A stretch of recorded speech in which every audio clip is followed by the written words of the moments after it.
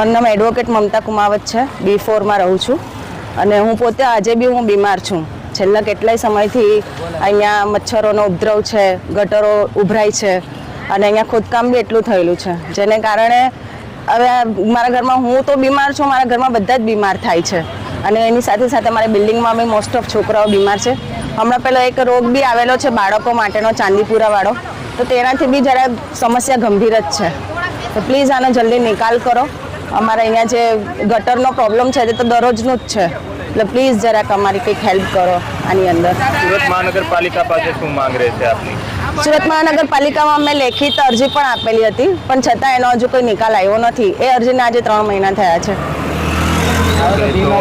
આગામી સમયમાં આપ શું કરશો જો મહાનગરપાલિકા નહીં આનું નિરાકરણ લાવે તો? એવું હશે તો અમે લોકો આવા નહીં દઈશું. હવે અહીંયા જે બી મહાનગરપાલિકાના જે અનુયાયી અહીંયા આવશે તેમને અમે વોટ નહીં આપીએ. જી.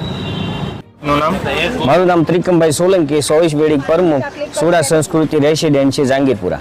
જી, અત્યારે શું સમસ્યા છે? સમસ્યામાં સાહેબ એવું છે અમારે કે આજે આ ગટરનું પાણી જે ગંદુ આવે છે, એ કોન્ટ્રાક્ટરો આજે બોગસ કામ કરીને વ્યા ગયા છે. ઘણા લોકો એવું પણ કહેતા હોય છે કે આવાસમાં ગંદકી બહુ હોય છે, પણ તમે કામ જ એવા કરીને ગયા છે. આજે 1.5 વર્ષથી ગંદુ પાણી અમારે પીવાના પાણીમાં ટાંકીમાં જાય છે, તો પછી તમે કામ એવા કર્યા છે તો ગંદુ જ રહેવાનું છે ને. તો અમારી સમસ્યા એવી છે કે અમારું જલ્દી કરીને આનો હલ આવે. અમારા કોર્પોરેટર વિજયભાઈ છે, એને પણ અમે બોલાવીને રૂબરૂ વાત કરી છે, એને વિડીયા પણ મેં ઘણા મોકલ્યા છે. SMCમાં ઓનલાઈન અરજી કરી છે, છતાં અમારી અરજી રિજેક્ટ કરી નાખે છે.